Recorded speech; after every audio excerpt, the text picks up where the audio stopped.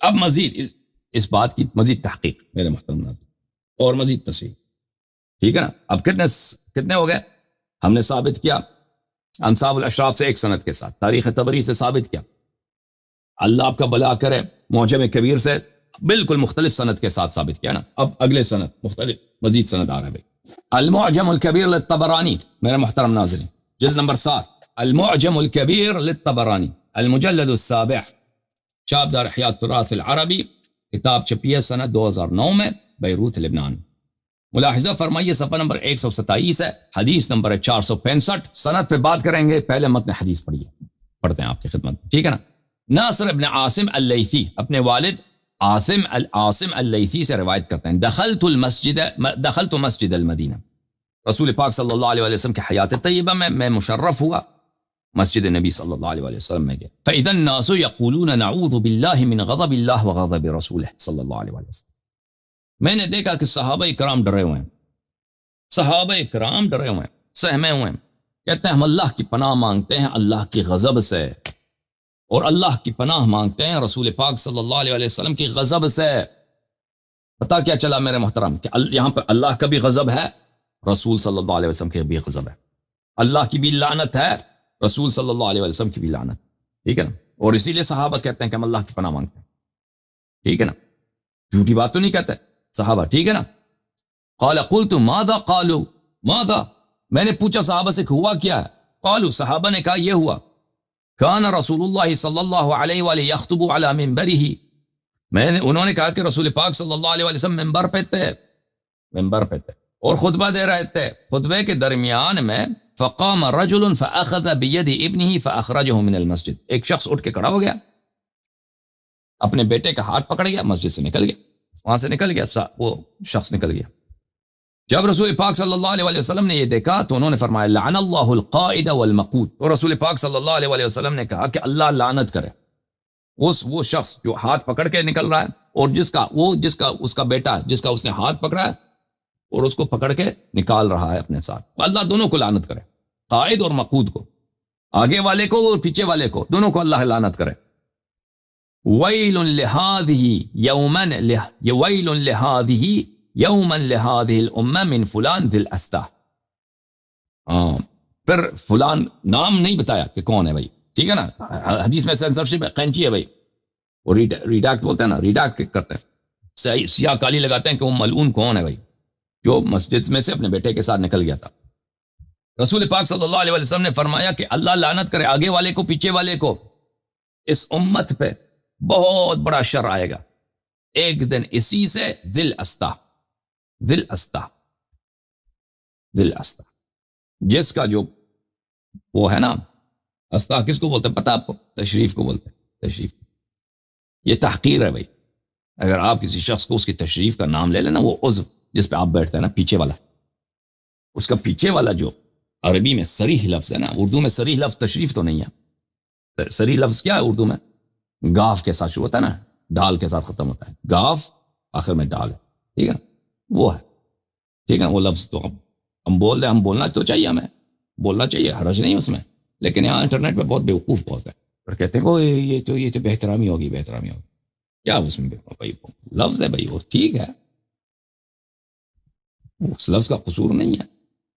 بہرحال رسول پاک صلی اللہ علیہ وسلم نے کہا کہ یہ وہ شخص ہے، یہ وہ والا آدمی ہے، پیچھے اس کا اس طرح نا کہ اس پہ میری امت پہ بڑا ہی وہ آئے گا، بڑا ہی کیا آئے گا میرے امت پہ، بڑا ہی فساد آئے گا، بڑا ہی شر آئے گا اس شخص. اچھا پہلے اس حدیث کے سند پہ بات کرتے ہیں، پھر انشاءاللہ تبارک و تعالی بات کرتے ہیں کہ یہ کون تھا، نام ثابت کر رہے ہیں آپ کے خدمت میں، ٹھیک ہے نا، نام. ملاحظہ فرمائیے کتاب مجمع الزوائد ہیثمی صاحب کی، جلد نمبر 5، چاپ دار الفکر. یہاں پر آپ کو لے کے چلتے ہیں صفحہ نمبر 437 میں، حدیث نمبر 9240. طبرانی صاحب نے روایت کی ہے، ورجالہ ثقات. وہی حدیث ہے کہ صحابہ کہتے تھے نعوذ باللہ من غضب اللہ وغضب رسولہ صلی اللہ علیہ وسلم، وہی حدیث، ٹھیک ہے نا. رسالت پناہ صلی اللہ علیہ وسلم نے دیکھا کہ ایک شخص اپنے بیٹے کا ہاتھ لے کے نکل رہے ہیں، تو فرمایا کہ اللہ آگے والے اور پیچھے والے دونوں کو لعنت کریں. اور یہ جو ہے ویل لہذہ الامہ، میری امت کو بڑا ہی فساد درپیش ہے، من فلان ذی استا، یہ فلانے سے جو بڑا کیا ہے، ہاں بولو، یعنی آپ بولو مفعول آدمی ہے مثلا، یا بولو اس کا جو پیچھے ہے وہ بہت اس کے پاس کچھ نہیں، پیچھے اس کا بڑا ہے، یا تو یہ ذو الاسطح یا کنایا یہ ہے کہ وہ مفعول ہے، معبون ہے، مدخول فی ہے، ٹھیک ہے نا، یا یہ کہ اس کا پیچھا جو ہے بڑا ہے، مثلا موٹا ہے، اس کے شان میں اور کچھ بھی نہیں۔ الآحاد والمثانی المجلد الثانی تألیف ابن ابی العاصم، متوفى سنة 287، تحقیق دکتور فیصل احمد جوابرہ، چاپ دار الرایا، سنہ 1991 میں سعودیہ میں کتاب، ریاض میں کتاب چھپی ہے۔ ملاحظہ فرمائیے اس کتاب میں صفحہ نمبر 192 میرے محترم ناظرین، حدیث نمبر 968، ناصر ابن عاصم اللیثی اپنے والد عاصم اللیثی سے روایت کرتے ہیں کہ میں مسجد میں گیا، صحابہ کہتے تھے کہ اللہ سے پناہ مانگتے ہیں، من غضب اللہ و غضب رسولہ صلی اللہ علیہ وسلم، اللہ کی غضب سے اور رسول صلی اللہ علیہ وسلم کے غضب سے ہم اللہ کی پناہ مانگتے ہیں۔ میں نے پوچھا کیا ہوا؟ صحابہ نے کیا کہا کہ رسول پاک صلی اللہ علیہ وسلم لعن اللہ القائد والمقود بہ، رسول پاک صلی اللہ علیہ وسلم نے لعنت کیا آگے والے اور پیچھے والے۔ اچھا، پھر اس میں یہ واقعہ نقل نہیں کیا، کہ آدمی وہاں سے نکل گیا تھا ہاتھ پہ اپنے بیٹے کا پکڑ کے، اس میں بھی سینسرشپ اس میں زیادہ ہے اس حدیث میں۔ اچھا، یہاں پر ڈاکٹر فاصل جوابرہ کہتے ہیں کہ ابن سعد نے اس حدیث کو اپنی کتاب طبقات میں روایت کیا ہے اور دونوں کا نام لے لیا ہے، دونوں کا نام اس نے ذکر کیا ہے، رجالہ کلہم رجال الصحیح، اور ابن سعد کا جو رجال ہے سب بخاری مسلم کے رجال ہیں، ما عدا غسان وہو ثقہ، ایک شخص ہے کہ بخاری مسلم کا نہیں ہے، غسان ہے تو پھر وہ ثقہ ہے، تو پھر حدیث صحیح ہے نا، سب رجال بخاری مسلم کے ہیں، ایک رجل اس میں بخاری مسلم کے نہیں ہے، باقی سب کیا بخاری مسلم کے ہیں، اور وہ جو بخاری مسلم کا نہیں وہ بھی ثقہ ہے۔ تو وہ کس کتاب میں؟ وہ کتاب ہے طبقات الکبریٰ میں، ہاں الطبقات الکبریٰ لابن سعد۔ اچھا، طبقات الکبریٰ میں دیکھتے ہیں کہ کون تھا جس نے ہاتھ پکڑ کے اپنے بیٹے کو نکالا تھا، ہاں وہ یہ کتاب طبقات الکبریٰ، ابن سعد صاحب کا کتاب الطبقات الکبریٰ، الطبقات الکبریٰ لابن سعد البصری، لمحمد ابن سعد البصری، چاپ دار صادر بیروت، ٹھیک ہے نا، کتاب کب چھپی ہے؟ سن 1998 میں۔ ملاحظہ فرمائیے صفحہ نمبر 78، عاصم ابو نصر ابن عاصم اللیثی، اس کی حدیث یہ ہے میرے محترم ناظرین۔ تو ڈاکٹر جوابرہ صاحب جو علم حدیث کے پروفیسر ہیں مدینہ منورہ میں، اس نے شہادت دی ہے کہ یہ حدیث صحیح ہے، کس میں؟ طبقات ابن سعد میں، ٹھیک ہے نا، ملاحظہ فرمائیے۔ ناصر بن عاصم اپنے والد عاصم اللیثی سے روایت کرتے ہیں کہ میں مسجد رسول صلی اللہ علیہ وسلم میں داخل ہوا، واصحاب النبی صلی اللہ علیہ وسلم یقولون نعوذ باللہ من غضب اللہ وغضب رسولہ صلی اللہ علیہ وسلم، صحابہ اکرام سہمے ہوئے ہیں، کہتے ہیں ہم اللہ کی پناہ مانگتے ہیں اللہ کی غضب سے اور رسول صلی اللہ علیہ وسلم کی غضب سے، آئے ہائے ہائے، ٹھیک ہے نا۔ قلت ما هذا، میں نے پوچھا کیا ہوا؟ قالوا معاویہ مر قبیل اخذ بید ابیہ ورسول اللہ صلی اللہ علیہ وآلہ وسلم علی المنبر، معاویہ یہاں پہ تھا، اس کا ابا بھی یہیں پہ تھا، ابو سفیان، معاویہ اٹھ کے اس نے پکڑ لیا اپنے والد کا ہاتھ اور دونوں مسجد سے نکل گئے، رسول پاک صلی اللہ علیہ وسلم منبر پہ ہیں۔ اچھا، معاویہ مر قبیل، معاویہ ابھی تھوڑے سے پہلے یہاں سے نکل گیا، اس نے اپنے والد کا ہاتھ لیا، رسول اللہ صلی اللہ علیہ وسلم منبر پہ تھے، یخرجان من المسجد، ہاتھ پکڑ کے اپنے والد کا مسجد سے نکل گیا، فقال رسول اللہ صلی اللہ علیہ وآلہ وسلم فیہما قولا، تو رسول پاک صلی اللہ علیہ وسلم نے معاویہ اور اس کے والد کے متعلق ایک بات کہا ہے، وہ بات یہاں پہ نہیں لایا، نام لایا، بات نہیں لایا، ٹھیک ہے نا۔ لیکن ابن ابی عاصم نے اور اللہ آپ کا بھلا کرے سلیمان ابن احمد الطبرانی، ان دونوں نے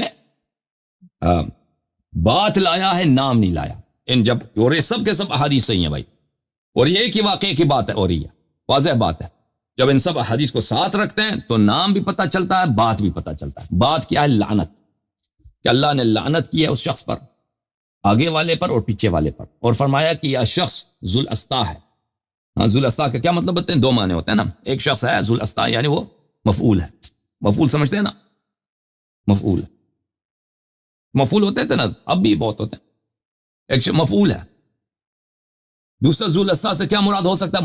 ہو سکتا ہے کہ اس کا مثلا اس تحقیر کے لیے، تحقیر کے لیے کہ اے میری امت سن لو، میرے صحابے سن لو کہ یہ حقیر ہیں، ان کی کبھی احترام نہیں کرنا، رضی اللہ نہیں کہنا، ان کو آپ نے گالی دینا ہمیشہ، شدید ترین بدترین گالی ان کو دینا، تحقیر کرو ان کا. آپ کسی کو اردو لفظ ہے نا، اس کا اول گاف ہے، اس کے بعد الف آتا ہے، اس کے بعد نون آتا ہے نا، آخر میں واو آتا ہے، ٹھیک ہے نا. قافیہ بھی اس کا بنتا ہے. بہرحال اس طرح کوئی کسی کو کہہ دو یا فلان والے کا، تشریف والا لفظ تشریف چینج کرو، اس کے پیچھے ایک صریح لفظ لگاؤ نا، پیچھے والا جو شرمگاہ اس کا لفظ لگاؤ، پیچھے والا، تو اس کی کتنی تحقیر ہے. تو رسول پاک صلی اللہ علیہ وسلم نے منبر سے وما ينطق عن الهوى ان هو الا وحي يوحى، اور جماعت عمریہ کم از کم یہ تو کہتا ہے نا کہ تبلیغ کرتے ہوئے پیغمبر صلی اللہ علیہ وسلم کیا تھے؟ معصوم تھے.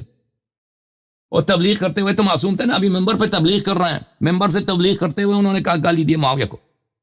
تو پتہ کیا چلا عزیزوں کہ معاویہ کو گالی دینا سنت، معاویہ کا احترام کرنا رسول پاک صلی اللہ علیہ وسلم کی مخالفت. قبیح ترین گالی اس کو دینا، قبیح ترین گالی اس کو کس نے دیا؟ میرے حبیب صلی اللہ علیہ وسلم نے دیا، میرے مولا نے دیا. میں نے کہا تھا آپ سے کہ رسول پاک صلی اللہ علیہ وسلم سے دنیا میں تبرعی کوئی نہیں ہے.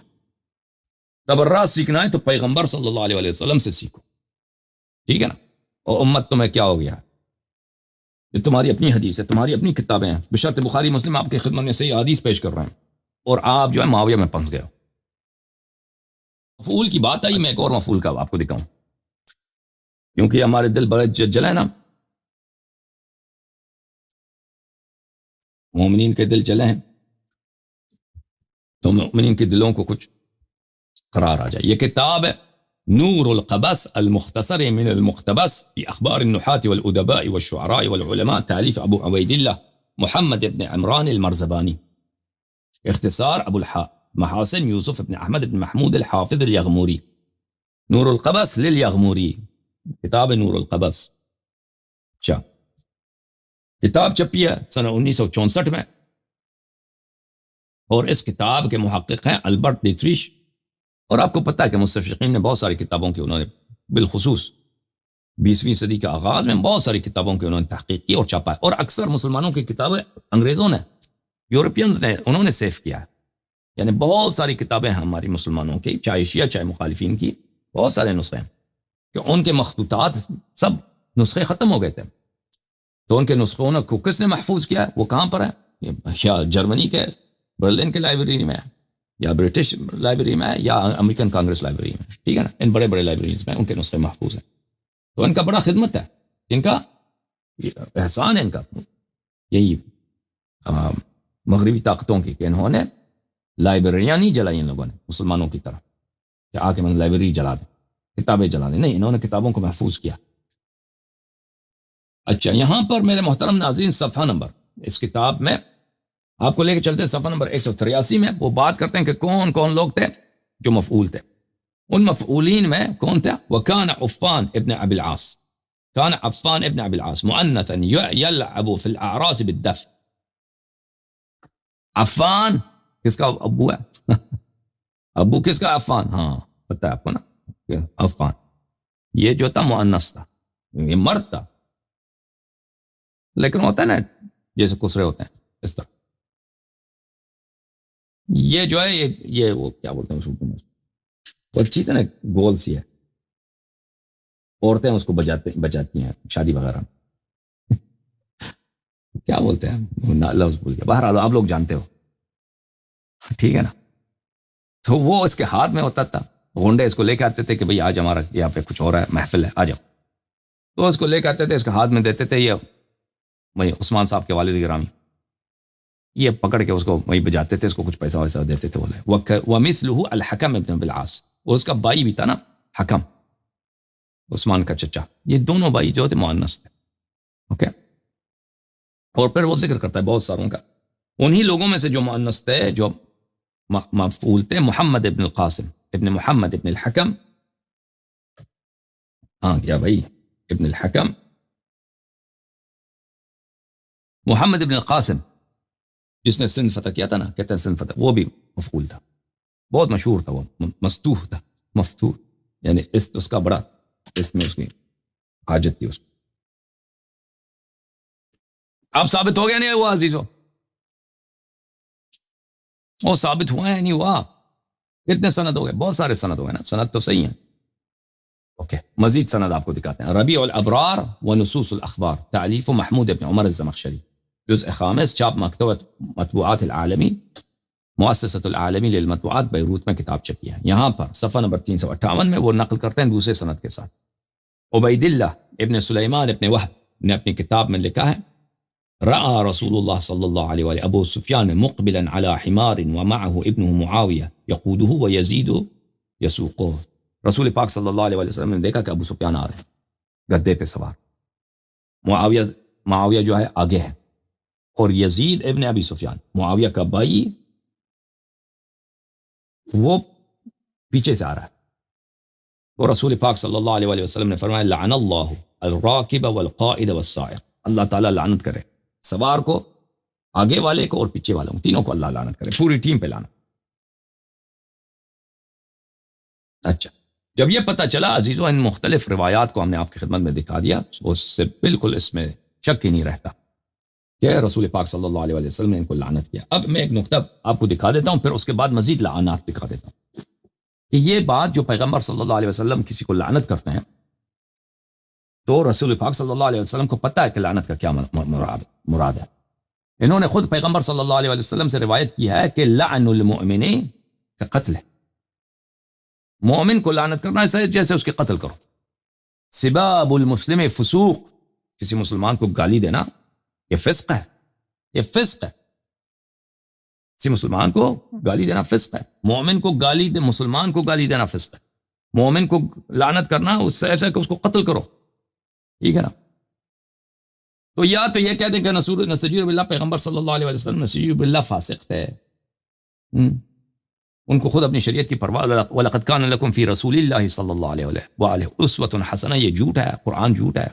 وَإِنَّكَ لَعَلَىٰ خُلُقٍ عَظِيمٍ إِنَّ مَتَاعَ الدُّنْيَا قَلِيلٌ. قرآن کیا فرماتا ہے کہ پوری دنیا چھوٹی ہے، یہ دنیا کچھ بھی نہیں ہے. إِنَّ مَتَاعَ الدُّنْيَا قَلِيلٌ، دنیا چھوٹی ہے.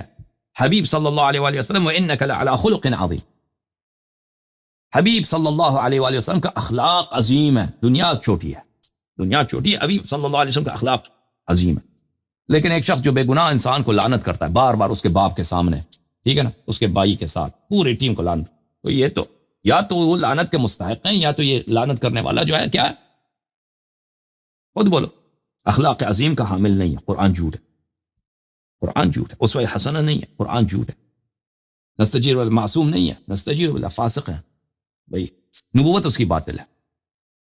تمہارے پاس دو راستے ہیں جماعت عمریہ، یا تو تم بولو کہ واقعاً معاویہ لعنت کا مستحق ہے اور گالی کا بھی مستحق ہے. میں نے صحیح سند کے ساتھ ثابت کیا کہ پیغمبر صلی اللہ علیہ وسلم نے اس کو لعنت کیا، اس کے باپ کو بھی لعنت کیا، اس کے بھائی کو بھی لعنت کیا، سب کے سامنے لعنت کیا، ان کو گالی بھی دیا، ٹھیک ہے نا. اور اس طرح سے لعنت کیا کہ سب صحابہ کیا کہتے تھے کہ ہم اللہ کی پناہ مانگتے ہیں. سب صحابہ ڈرے ہوئے تھے، اللہ کی غضب سے اللہ کی پناہ مانگتے ہیں. سب کو پتہ، سب نے شہادت دی کہ معاویہ پہ اللہ کی غضب ہے. تو تم آ کر یا رسول صلی اللہ علیہ وسلم کی اتباع کرو،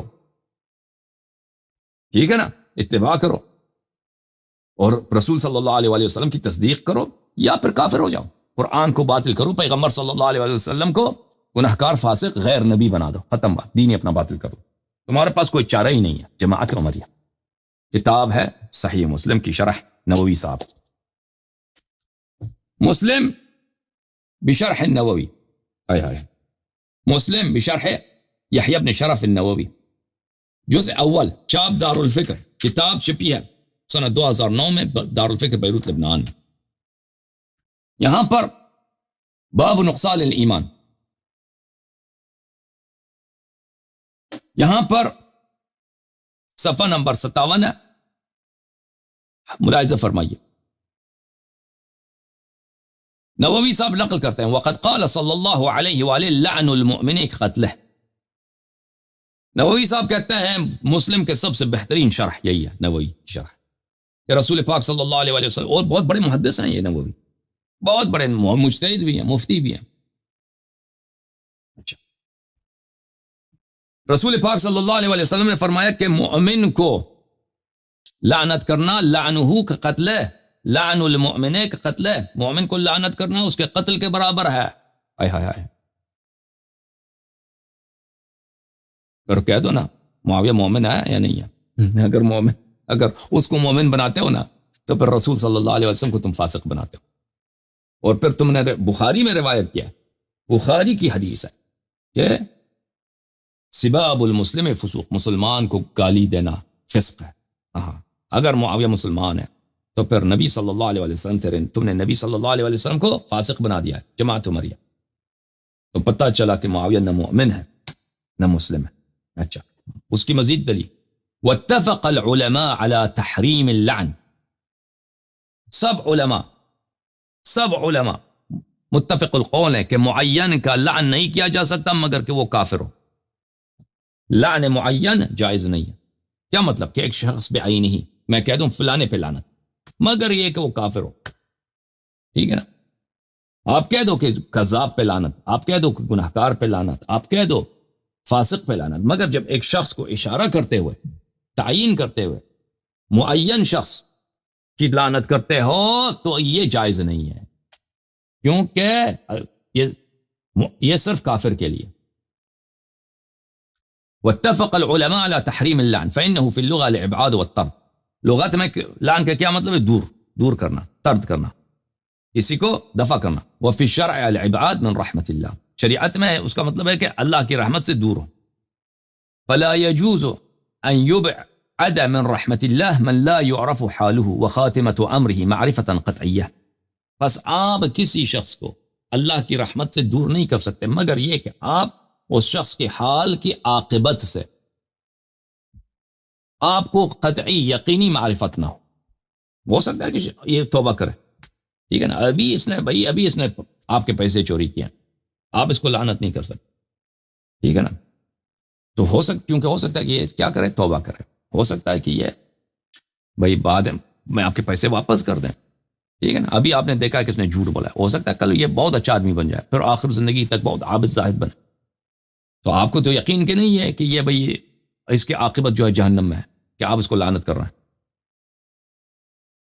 فلہذا قالوا لا يجوز لعن احد بعینہ مسلما کان او کافرا او دابہ، انہوں نے علماء نے اجماعاً کہا ہے کہ واحد بعینہ، معین کا آپ لعنت نہیں کر سکتے، چاہے وہ مسلمان ہے، چاہے کافر ہے، چاہے جانور ہے، کیونکہ جانور بھی جو ہے عاقبت میں کیا ہوتے ہیں؟ معشور ہوتے ہیں۔ تو آپ کا یہ کیا کہہ رہے ہیں؟ کافر کا بھی بعینہ ہی لعنت نہیں کر سکتے، کیونکہ کافر بھی مسلمان بن سکتا ہے، بھائی وہ کل مسلمان ہو جائے گا، آپ نے لعنت کیا اس کو۔ اچھا، الا من علمنا بنص شرعی انه مات على الكفر او يموت عليه كابي جهل وابلیس، ہاں اس میں ایک کیا ہے؟ ایک استثناء ہے، ہم کس کی لعنت کر سکتے ہیں؟ بعینہ، معین کی لعنت اس صورت میں کر سکتے ہیں کہ ہم نص شرعی کے ساتھ ہمیں علم ہو کہ یہ شخص کفر پہ مرا ہے یا کفر پہ مرے گا، کس کی مانند؟ ابو جہل کی مانند، ابلیس کی مانند۔ ابلیس مرے گا کفر پر، یہ کبھی توبہ نہیں کرے گا، یہ ہمیں پتہ ہے قرآن سے، ٹھیک ہے نا؟ کبھی توبہ نہیں کرے گا۔ ابو جہل کفر پہ مرا ہے، ایسے صرف ایسے لوگوں کی آپ لعنت کر سکتے ہیں بعینہ، معین کا صرف اسی طرح سے لعنت کر سکتے ہیں، ٹھیک ہے نا؟ ٹھیک، لیکن اگر ایک شخص توبہ کر سکتا ہے، اچھا بن سکتا ہے، آپ کو ہمیں پتہ بھی نہیں کہ کرے گا، نہیں لعنت نہیں کر سکتے، تو اس نے یہ کہا۔ سمجھ میں آئی نا بات؟ یہ ان کا اجماع ہے۔ تو جب ان کا اجماع یہ ہے تو پیغمبر صلی اللہ علیہ وسلم نے کیا فرمایا؟ میرے محترم ناظرین، رسول حبیب صلی اللہ علیہ وسلم نے کیا کام کیا؟ انہوں نے تو معین کا لعنت کیا نا، انہوں نے تو معاویہ کے نام لے کر لعنت کیا، ٹھیک ہے نا؟ تو اس کا پتہ یہ چلا کہ ان کے نزدیک، اس جماعت کے نزدیک معاویہ کیا ہے؟ معاویہ جو ہے وہ مسلمان نہیں، کیونکہ آپ کافر کا بھی لعنت نہیں کر سکتے، کیونکہ وہ کافر مسلمان بن سکتا ہے، ہاں مگر آپ کو پتہ ہو کہ یہ کفر پہ مرے گا یا کفر پہ مرا ہے۔